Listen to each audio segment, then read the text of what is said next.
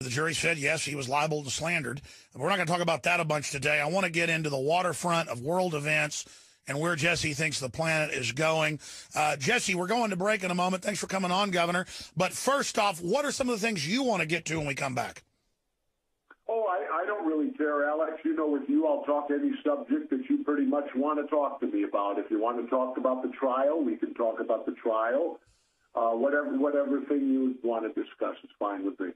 I want to ask you when we come back, in your gut, where you think humanity's going to be in 100 years. Will humanity survive? Don't answer that yet. I just want to get your take on it. And I want to ask you about your TV show. I tell you, I watch it when I can online, but I had 3 people yesterday come up to me separately and bring up your TV show and some of the big debates you've been having on it. So congratulations having all these other hit TV shows in the establishment media and now having one in cyberspace. I think that's the real mark of super success that you could dominate in cyberspace. Well, Alex, all I can say is this show I'm doing right now is my favorite one I've ever done because of the fact that there's no FCC regulations. Nobody hovers over me. And Aura.tv, I'm the boss. I mean, I talk about anything that I want to talk about, and it's wonderful. And that's all I can say. I'm so content doing this show, I don't even want to do anything else. I remember you were driving off with Kinky Friedman about 8 years ago when I first met you. Or it's got to be longer than that. Man, time flies. In San Antonio, we did an interview. And as you were getting in the car, I said, Governor, wait till you finally do your own thing on the internet. That's when you're going to have your most fun. I don't know if you remember me saying that to you. I don't recall it because everything was moving so fast, but I'll take your word for it. I just remember that because I knew you were made for the internet, where you could just be unfiltered. We're going to come back, talk about the show, so much more. And at the bottom of the hour, take phone calls, wild card. Anything you want to ask the governor. Jesse the Mind Ventura, freshly vindicated in his lawsuit. It was all pure bull. It never happened. He told the truth.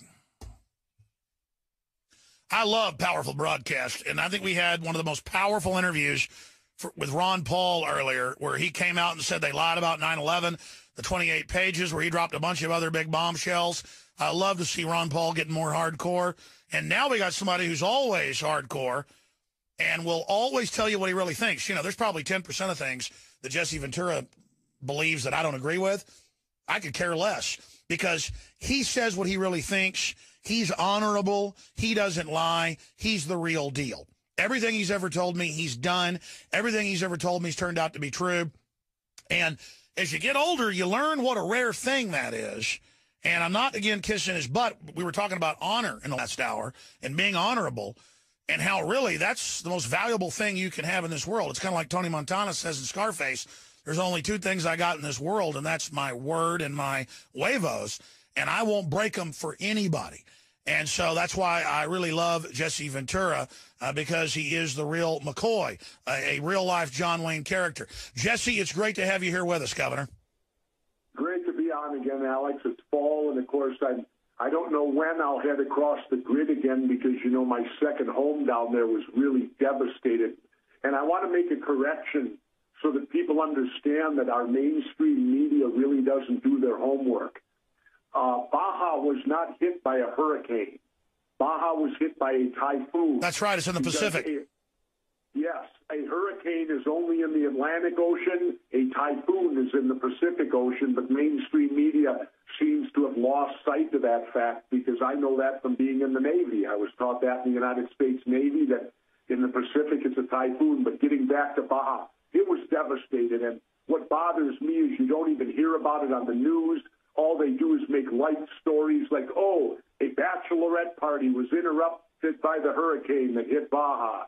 They don't realize that place was devastated just like Katrina devastated New Orleans, and they are our brothers and sisters to the south.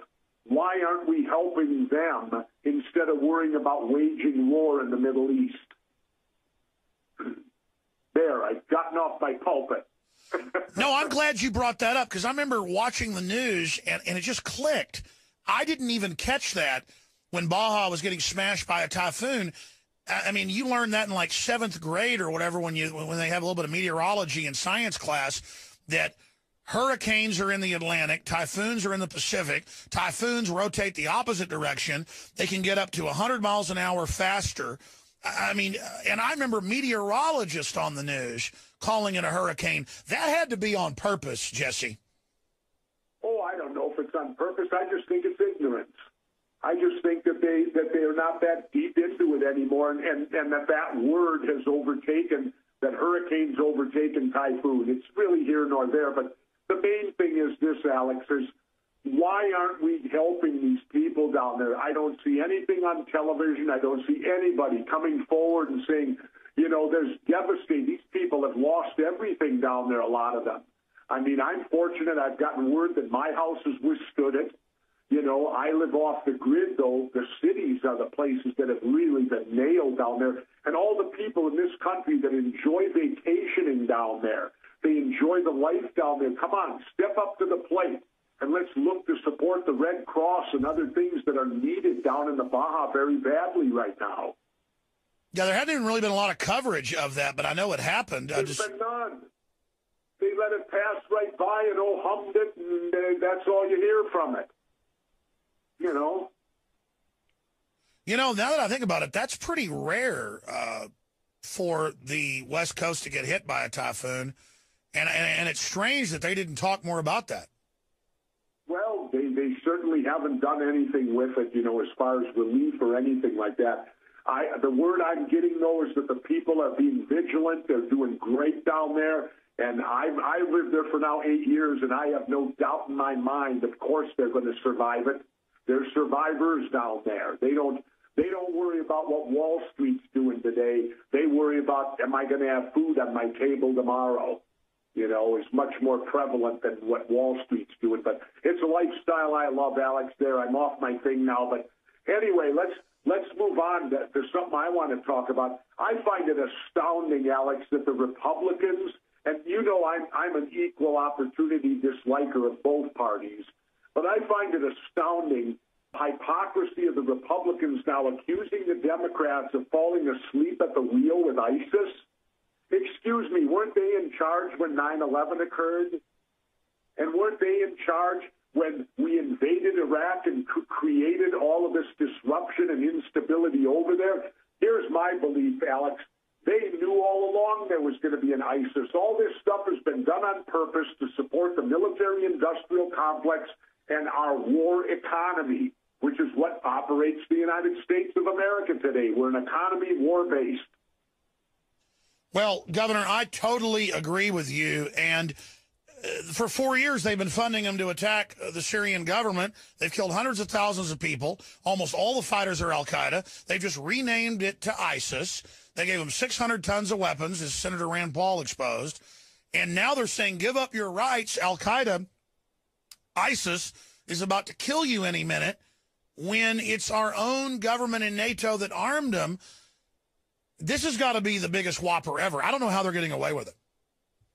Well, one of the things they're doing is what I pointed out on my show. They've got this new bomber now, the F-22 Raptor or something, and it's leading the airstrikes over there. Well, they cost $150 million apiece, and, you know, they got to see if they work, Alex. This is all part of the military-industrial war machine. And as soon as ISIS is destroyed, rest assured another named enemy will appear on the horizon over there. I mean, we've gone through Al-Qaeda. We've gone through, who is it with the Taliban? And now we got ISIS.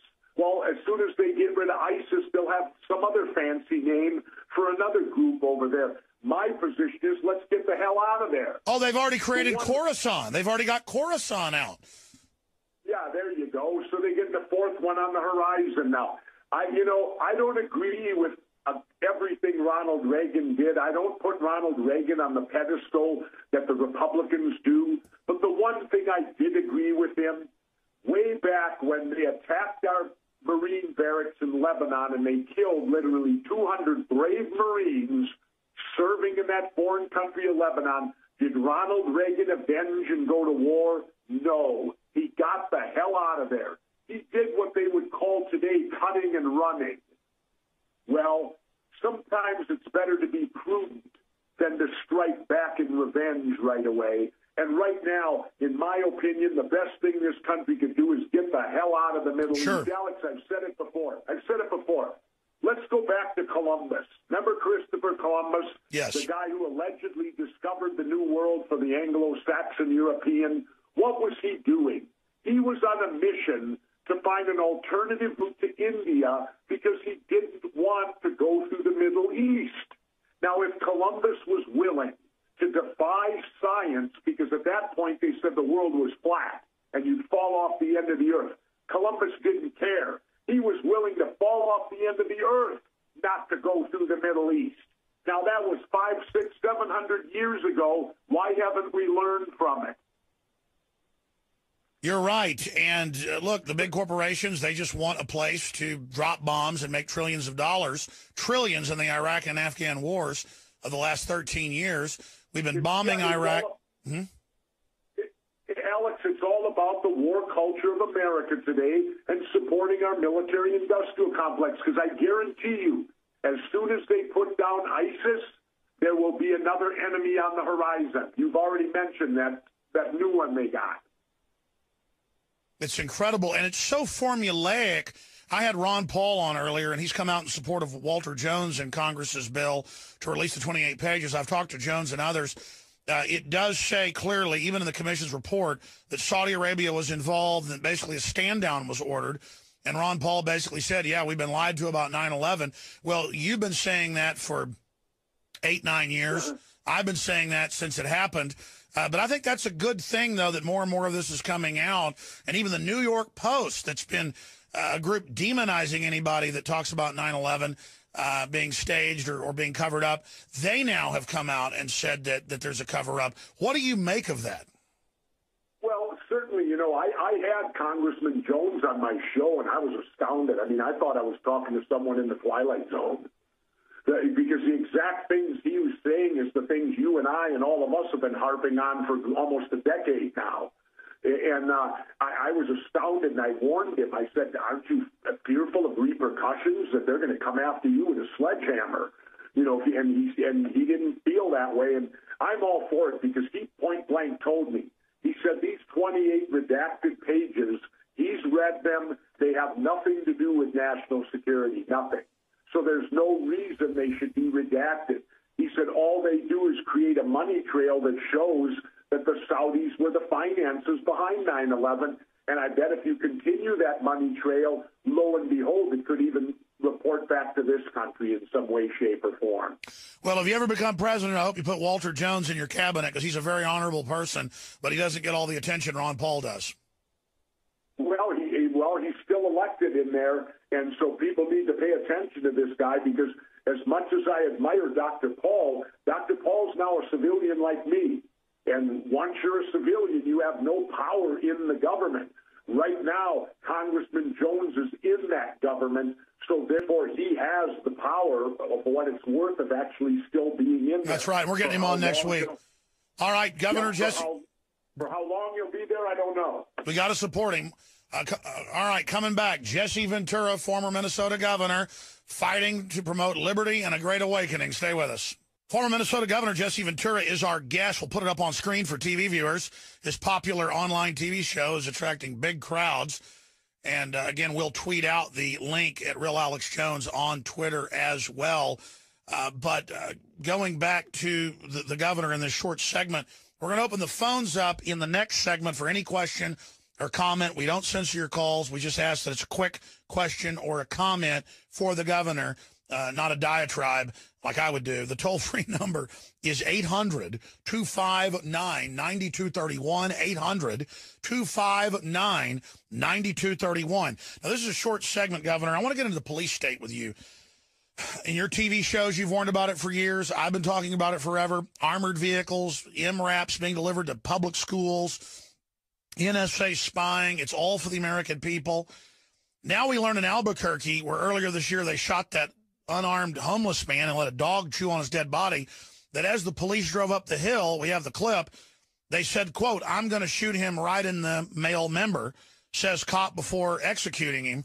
Here's another headline today. Florida woman arrested for possession of SpaghettiOs. Cop sees car and then when the man says get a warrant, they say, we're going to seize your car for exercising your rights. I mean, it's stacks of this, and I'm not just bashing police themselves, but the system is definitely trying to turn our police into something out of The Running Man. I mean, they're trying to turn the police into the character you played in that hit Schwarzenegger film. Your take on that? Well, you know, it's funny you say that, Alex, because I did an interview on my show, and this interviewee brought up The Running Man again. I mean, I'm hearing more and more talk out there about The Running Man, and people need to understand the film I did with Arnold, The Running Man, it's written by Richard Bachman, who in reality was Stephen King. Now, I have all the respect in the world for Stephen King. He's a phenomenal writer, but I do not want to live in a world of Stephen King's imagination, and that's what The Running Man was. Stephen King's look at the future and the use of his imagination. Well, he's too bizarre for the reality of the world. Bless him for what he does entertaining us, but I don't want to live in a Stephen King world. And that's the way we're heading towards The Running Man. I mean, we discovered that the TSA eventually down the line is going to give airplane travelers these wristbands that will have all your vitals on it. With my show Conspiracy Theory, that was the episode they wouldn't allow on. We found out they were going to use these wristbands, and everybody jump on board. Oh, I got the wristband, all my vitals, that's all I got to have. What they weren't going to tell you is that wristband would decommission you like a taser. Yes. Everyone wearing them. So anyone in the airport could be dropped to the floor in convulsions if you're wearing these things. And, much the same as The Running Man. If you remember when Arnold escaped, he had the thing around his neck, and he had to have it taken off by Mick Fleetwood. Otherwise, they could activate it, and it would blow his head off. And so, we're heading that direction. Sure. And people better wake up to the fact that our police is supposed to be a reflection of us. They are not to be the military. Our police are turning far more military today than to be a reflection of society. And I'm against having all these armored vehicles. I'm against all these policemen who look like stormtroopers now. They even wear the Nazi-like looking helmets. You can't even see their faces. They come out. And I understand police is a dangerous job. But if you look at the statistics, I believe there's at least 10 other jobs that are more dangerous. Am I right on that? Yes, and most cops get killed in car wrecks, and it's all for intimidation. It's all federally, worldwide, the police are going to this model under the RAND Corporation. It's an admitted plan to basically take over countries. They call it a national stabilization force. That sounds like something out of The Running Man as well. Oh, yeah, very much so, and it's ridiculous, and it's time that we... I don't know how many times, Alex, I can tell people the only way out of this is to stop voting for Democrats and Republicans. I mean, I'm sick of saying it because nobody bothers to listen, and they keep electing them over and over again. They're like the mouse on the treadmill. They can't get off it. And until our populace can get off the treadmill, this is what we're going to face. You're right. Former Minnesota Governor Jesse Ventura is our guest. And if we'll put him back up on screen, you go to aura.tv/off the grid. If you just type in Jesse Ventura off the grid into the search engine, it comes right up. You can find his Facebook, Twitter, and you can also find the censored shows from his conspiracy theory show on YouTube. They're always taking them down, but folks are putting them back up. I want to talk about web censorship with you, Governor, when we come back, because the inventor of the Internet, not Al Gore, but the real one, so there's an attempt to end the Internet. Because, yeah, the system can't compete with my show and your show. So what do you expect him to do to try to shut us down? Straight ahead with Jesse Ventura, your phone calls, and more.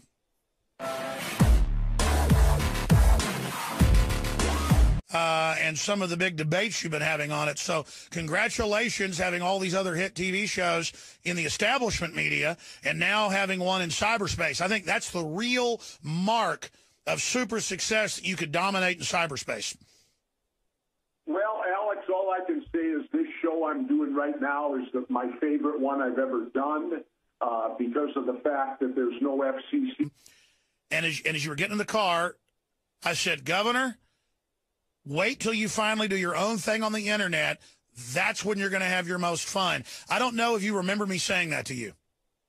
I don't recall it because we were everything was moving so fast, but I'll take your word for it. I just remember that because I knew you were made for the internet, where you could just be unfiltered. We're going to come back, talk about the show, so much more. The jury said, yes, he was libeled and slandered. We're not going to talk about that a bunch today. I want to get into the waterfront of world events and where Jesse thinks the planet is going. Jesse, we're going to break in a moment. Thanks for coming on, Governor. But first off, what are some of the things you want to get to when we come back? Oh, I don't really care, Alex. You know, with you, I'll talk any subject that you pretty much want to talk to me about. If you want to talk about the trial, we can talk about the tree regulations. Nobody hovers over me. And Aura.tv, I'm the boss. I mean, I talk about anything that I want to talk about, and it's wonderful. And that's all I can say. I'm so content doing this show, I don't even want to do anything else. I remember you were driving off with Kinky Friedman about 8 years ago when I first met you. Or it's got to be longer than that. Man, time flies. In San Antonio, we did an interview. Trial, whatever thing you want to discuss is fine with me. I want to ask you when we come back, in your gut, where you think humanity's going to be in 100 years. Will humanity survive? Don't answer that yet. I just want to get your take on it. And I want to ask you about your TV show. I tell you, I watch it when I can online, but I had 3 people yesterday come up to me separately and bring up your TV show